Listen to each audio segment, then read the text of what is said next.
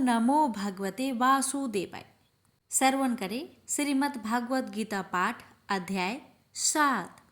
श्री कृष्ण भगवान बोले, हे पार्थ, जो मुझ में मन लगाकर मेरे ही आश्रय होकर योगाभ्यास करते हुए मेरे स्वरूप का संचय रहित पूर्ण ज्ञान प्राप्त होगा, सो सुनो, विज्ञान के सहित वह पूर्ण ज्ञान मैं तुम्हें सुनाता हूँ, जिसके जानने से तुमको इस लोक में और कुछ जानना शेष न रहेगा। सहस्त्रों मनुष्य में से कोई एक सिद्धि प्राप्त के लिए यत्न करता है। उन यत्न करने वाले सिद्धों में से भी कोई बिरला ही मुझे ठीक जान पड़ता है। पृथ्वी, जल, अग्नि, वायु, आकाश, मन, बुद्धि और अहंकार, यह 8 प्रकार की मेरी प्रकृति माया है। इस प्रकृति को अपरा, अचेतन अर्थात जड़ कहते हैं। और हे महाबाहो, इससे दूसरी प्रकृति चेतन है, जिसने संपूर्ण जगत धारण किया है। इन्हीं प्रकृतियों से सब प्राणी मात्र उत्पन्न होते हैं। ऐसा जानो, यह प्रकृतियां हमसे ही उत्पन्न हुई है। इस तरह सब जगत की उत्पत्ति और प्रलय कारण मैं ही हूँ। हे धनंजय, जिस प्रकार धागे में मणि पिराई जाती है, उसी भांति यह सब संसार मुझसे परे और कुछ भी नहीं है।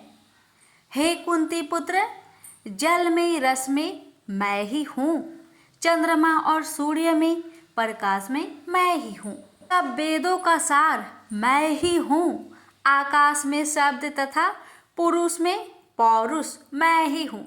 हे अर्जुन, पृथ्वी में सुगन तथा अग्नि में तेज रूप में मैं ही हूँ, सब प्राणियों में जीवन और तपस्या का तप मैं ही हूँ। हे पार्थ, समस्त प्राणियों में सनातन बीज रूप मुझको ही जानता है।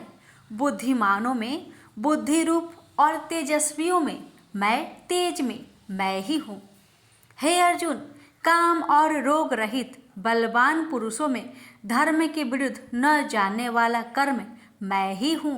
जितने भी स्वास्तिक राजस तामस पदार्थ है, वे सब मुझसे ही उत्पन्न है, परंतु उनमें मैं नहीं रहता हूँ। ये सब मुझ में है, तत्व रज तम।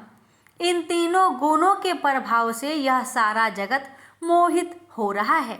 इस कारण यह मेरी गुणमयी और दिव्य माया अति दुस्तर है। जो मुझको अनन्य भाव से भजते हैं, वे इस माया को पार कर जाते हैं। वे भारत श्रेष्ठ अर्जुन, 4 प्रकार के जीव मुझको भजते हैं। दुखिया, जिज्ञासु, ऐश्वर्य की कामना करने वाले और ज्ञानी, जिनमें मुझे सदा एकाग्रचित और केवल मेरी भक्ति करने वाले, और ज्ञानी, जिनमें मुझे सदा एकाग्रचित और केवल मेरी भक्ति करने वाले। ज्ञानी पुरुष श्रेष्ठ है, क्योंकि मैं ज्ञानी को अत्यंत प्रिय हूँ और वह मुझको प्रिय है। यद्यपि ये सभी भक्त श्रेष्ठ है, तथापि ज्ञानी तो मेरी आत्मा ही है, क्योंकि वह मुझ में ही मन लगाकर मुझको ही सर्वोत्तम गतिमान मेरा ही आश्रय ग्रहण करता है। वह ज्ञानी अनेक जन्मों के बाद मुझे पा लेता है। ऐसा महात्मा अति दुर्लभ है, जो सब जगत को वासुदेव में समझे।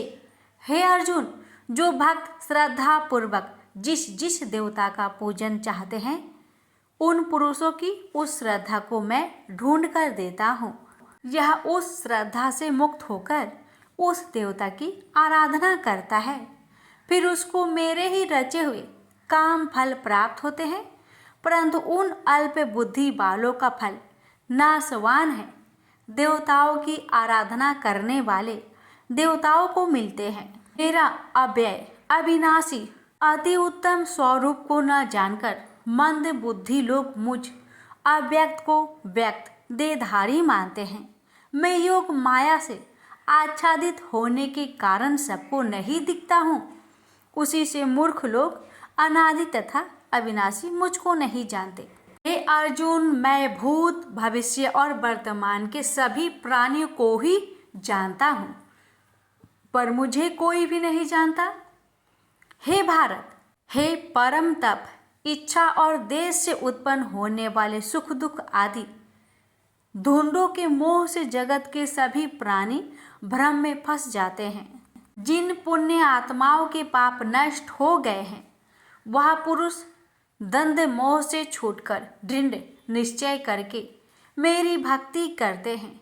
जो आश्रय लेकर जीवन मरण से दूर करने के अर्थ प्रयत्न करते हैं, वे पुरुष ब्रह्म आत्मा ज्ञान अपने चित्त को निश्चल रखकर उसका संगम करता है और अंतःकरण की समाधि लगाता है, जिस अवस्था में योगाभ्यास के कारण चित्त का वेग रुककर विषयों से पृथक होने लगता है और जब शुद्ध अंतःकरण से आत्मा को देखकर आत्मा में ही संतुष्ट होता है, जिस अवस्था में वह अत्यंत सुख जो इंद्रियों द्वारा जाना नहीं जा सकता वरन केवल बुद्धि से ही जाना जाता है, और जब वह योगी अनुभव करता है तब आत्मा स्वरूप में स्थिर हो उससे विचलित नहीं होता। इस अवस्था को पाकर फिर और कोई लाभ उसको अच्छा नहीं लगता, और जहाँ स्थिर होने पर और कोई बड़ा भारी दुख उसको वहाँ से चलायमान नहीं कर सकता। इस अवस्था को दुख संयोग वियोग कारक नामक योग जानना हो तो योग निर्विकल्प चित्त से निश्चय करके जानना चाहिए।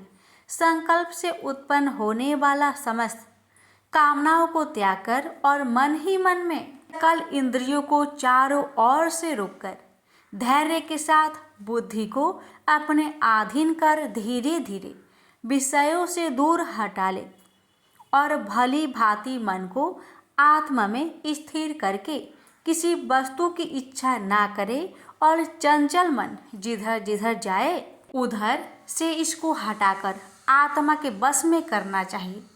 इस प्रकार भांति चित्त तथा रजोगुण से रहित निष्पाप तथा ब्रह्म स्वरूप योगी को उत्तम सुख प्राप्त होता है। इस रीति से निरंतर योग अभ्यास करने वाला योगी समस्त पापों से छूटकर सहज ही परम सुख को पा लेता है, जो ब्रह्म के संयोग से प्राप्त होता है। जिसका मन योग में स्थिर हो गया है, उसकी दृष्टि भी सर्वत्र समान हो जाती है और वह सब प्राणियों में अपने को और अपने में सब प्राणियों को देखता है। जो सब प्राणियों में मुझको और मुझ में सब प्राणियों को देखता है, मैं उससे अलग नहीं रहता और मुझसे वह अलग नहीं रहता। जो अभेद भाव से रहता है, सब प्राणियों में स्थिर हो मेरा मनन करता है, वह योगी चाहे जिस अवस्था में रहे मुझ में मिल ही जाता है। हे अर्जुन, वो समस्त प्राणियों के दुख सुख के समान समझता है और सबको समान देखता है, वही श्रेष्ठ योगी है। अर्जुन बोले, हे मधुसूदन, आपने जो योग बताया कि सबको अपने ही समान देखे, सो मन के चंचल होने के कारण मैं उसको अपने में दृढ़ स्थिर नहीं देखता हूँ। हे श्री कृष्ण, यह चंचल मन बड़ा ही हठी पराक्रमी है। कृष्ण बोले, हे अर्जुन, उसका यहाँ नाश नहीं होगा और परलोक में भी नहीं होगा, क्योंकि उत्तम कर्म करने वाले किसी मनुष्य की दुर्गति नहीं होती। वह योग में असफल मनुष्य बहुत दिनों तक पुण्यवानों को प्राप्त होने वाले लोकों में वास करता है और फिर वहां से किसी पवित्र और धनवान मनुष्य के घर में आकर जन्म लेता है। इस प्रकार का जन्म पाना भी इस लोक में बड़ा दुर्लभ है। हे कुरुनंदन, यह योगियों के बस में जन्म लेकर पूर्व जन्म की बुद्धि संस्कार अर्थात आत्मा ज्ञान को पाता है और उससे अधिक सिद्धि के लिए यत्न करता है। पूर्व जन्म में किए योग अभ्यास के बल में अनेक विघ्नों के पड़ने पर भी वह मोक्ष को प्राप्त होता है। योग की केवल इच्छा ही हो तो पुरुष शब्द ब्रह्म के परे जा पहुंचता है। जो बड़े परिश्रम और यत्न से योग अभ्यास करता है वह पापों से छूट मोक्ष को पाता है। बड़े तपस्वियों से योगी श्रेष्ठ है जो शुद्ध होकर अनेक जन्मों में परिश्रम करके सफल होता है। और ज्ञानियों से भी योगी श्रेष्ठ है। इसलिए हे अर्जुन, तुम योगी बनो। केवल मुझ में ही मन लगाकर योग प्राप्ति के लिए जो मेरा भजन करता है उसको समस्त योगियों के मध्य से मैंने अत्यंत श्रेष्ठ माना है और दृढ़ है। इसको अपने अधीन रखना तो मुझे वायु को बांध रखने के समान ही प्रतीत होता है। श्री कृष्ण भगवान ने कहा, हे महाबाहो, इसमें संदेह की मन अति चंचल है और इसे बस में करना बड़ा ही कठिन है। तो भी हे कुंती पुत्र, अभ्यास और वैराग्य से इसे बस में किया जा सकता है। जिसका मन बस में नहीं उसको योग अति दुर्लभ है। अर्जुन ने कहा, हे श्री कृष्ण, जिसमें श्रद्धा तो है पर योग प्राप्त करने में सफल नहीं हुआ है और जिसका चित्त योग से विचलित हो गया है वह योग सिद्धि ना पाने से किस गति को प्राप्त होता है। श्री कृष्ण बोले, हे अर्जुन, उसका यहाँ नाश नहीं होगा और परलोक में भी नाश नहीं होगा, क्योंकि उत्तम कर्म करने वाले किसी मनुष्य की दुर्गति नहीं होती। वह योग में असफल मनुष्य बहुत दिनों तक पुण्यवानों को प्राप्त होने वाले लोकों में वास करता है और फिर वहाँ से किसी पवित्र और धनवान मनुष्य के घर में आकर जन्म लेता है। इस प्रकार का जन्म पाना भी इस लोक में बड़ा दुर्लभ है। हे कुरुनंदन, यह योगियों के बस में जन्म लेकर पूर्व जन्म के बुद्धि संस्कार अर्थात आत्मज्ञान को पाता है और उससे अधिक सिद्धि के लिए यत्न करता है। पूर्व जन्म में किए योगाभ्यास के बल में अनेक विघ्नों के पड़ने पर भी मोक्ष को प्राप्त होता है। योग की केवल इच्छा ही हो तो पुरुष शब्द ब्रह्म के परे जा में पहुंचता है। जो बड़े परिश्रमी और यत्न से योग अभ्यास करता है वह पापों से छूट मोक्ष को पाता है। बड़े तपस्वियों से योगी श्रेष्ठ है और शुद्ध होकर अनेक जन्मों में परिश्रम करके सफल होता है और ज्ञानियों से भी योगी श्रेष्ठ है।